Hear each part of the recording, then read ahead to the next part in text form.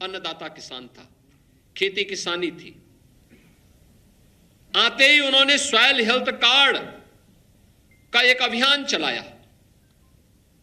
हर किसान के पास अपनी धरती माता के भी स्वास्थ्य परीक्षण की सुविधा हो, इसकी सुविधा उन्होंने उपलब्ध करवाई। और फिर यह अभियान आगे चला। प्रधानमंत्री किसान कृषि बीमा योजना, प्रधानमंत्री कृषि सिंचाई की योजना, और फिर इसके बाद एक एक कदम आगे बढ़ते हुए एमएसपी होते हुए यह प्रधानमंत्री किसान सम्मान निधि तक का लाभ आज हमारा किसान ले रहा है। आप देखें पिछले 10-11 वर्ष में कितना परिवर्तन हुआ है, कितना परिवर्तन हुआ है। मैं देख रहा था गेहूं का दाम एक अन्नदाता किसान को 2014-15 में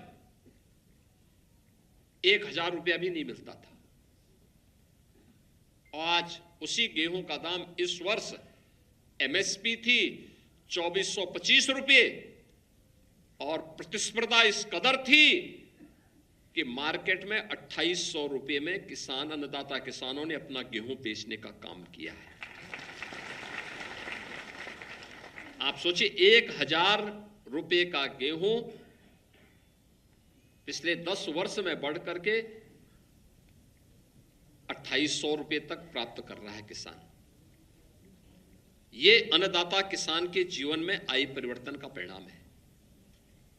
उत्तर प्रदेश जैसे राज्य में किसानों के लिए सिंचाई की सुविधा में बढ़ोतरी हुई, यानी लगभग 15 लाख किसानों के जो व्यक्तिगत ट्यूबवेल थे वो कनेक्शन हमने फ्री किए। राज्य सरकार प्रतिवर्ष लगभग 2500 करोड़ रुपए अपने पास से पैसा जमा करती है, उस पैसे को और किसान को फ्री में पानी दी। तो इसके अलावा सरयू नहर राष्ट्रीय परियोजना के माध्यम से, बाण सागर परियोजना के माध्यम से, अर्जुन सहायक परियोजना जैसी परियोजनाओं के माध्यम से इसको समयबद्ध तरीके से पूरा करते हुए डबल इंजन की सरकार ने प्रदेश में 23 लाख हेक्टेयर भूमि को अतिरिक्त सिंचाई की सुविधा भी उपलब्ध करवाने का काम किया।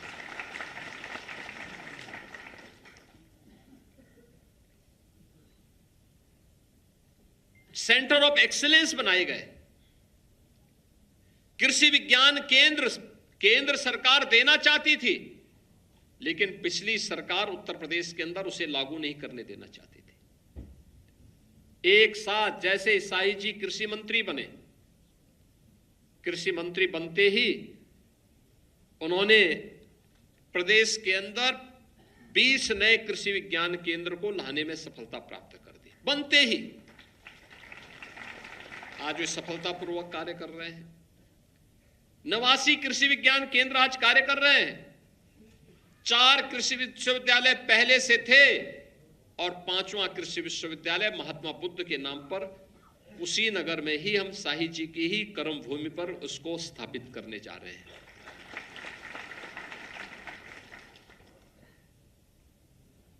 आज प्रदेश के अंदर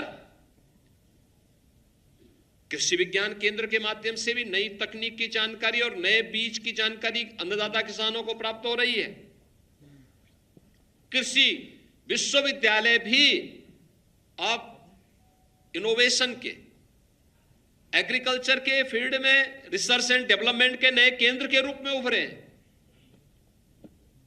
उन्हें एक नई गति मिली है और उनकी ये नई गति प्रदेश की प्रगति में सहायक हो रहे हैं। आज हम देख सकते हैं कैसे हमारा अन्नदाता किसान अपनी इनकम को बढ़ा सकता है। उसका एक उदाहरण मैं आपको दे रहा हूं, गन्ना किसानों का। याद करिए 2017 के पहले प्रदेश के अंदर अक्सर आपको सुनने को मिलता था किसान को पर्ची नहीं मिली, उसने अपने खेत में आग लगा दी। किसान को 3 वर्ष, 4 वर्ष, 8 वर्ष तक के गन्ना मूल्य का भुगतान नहीं होता था। उसको मजबूर होकर के अपने खेत में आग लगाने के लिए मजबूर होना पड़ता था, क्योंकि पर्ची नहीं है, उसको अगली फसल बोनी है, वो फसल पे आग लगाता था। एक किसान अगर इस प्रकार की घटनाएं कर रहा है, इस प्रकार का आक्रोश में है, कि अपने द्वारा उगाई गई फसल पे आग लगा रहा है, इसका मतलब सरकार की क्या स्थिति रही होगी। 1996 से लेकर 2017 तक इन 22 वर्षों में गन्ना किसानों को जितना गन्ना मूल्य का भुगतान उत्तर प्रदेश के अंदर हुआ, उससे 72,000 करोड़ रुपए ज्यादा अकेले हमने 8 वर्ष में अन्नदाता किसानों को दिए हैं। 2,85,000 करोड़ रुपए का गन्ना मूल्य का भुगतान अकेले उत्तर प्रदेश के अन्नदाता किसानों के पास डीबीटी के माध्यम से भेजा गया।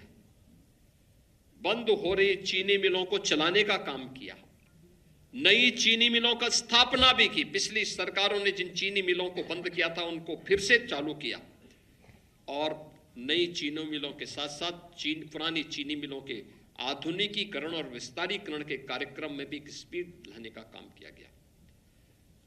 चीनी जितनी खपत होगी उतना हम लेंगे, शेष हम इथेनॉल का निर्माण करेंगे। इथेनॉल बना करके हमने उत्तर प्रदेश में सर्वाधिक गन्ना उत्पादन का रिकॉर्ड फिर बनाया, सर्वाधिक चीनी उत्पादन का लक्ष्य रिकॉर्ड भी बनाया, सर्वाधिक इथेनॉल उत्पादन के राज्य के रूप में उत्तर प्रदेश को स्थापित करने में, और आज सर्वाधिक खाद्यान्न उत्पादन करने वाले राज्य में भी उत्तर प्रदेश आज शुमार हो गया है, आगे बढ़ रहा है।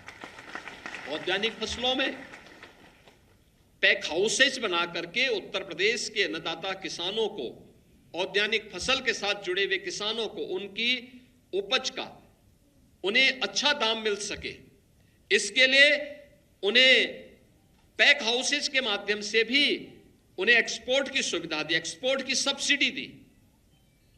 वेजिटेबल के मामले में भी इसको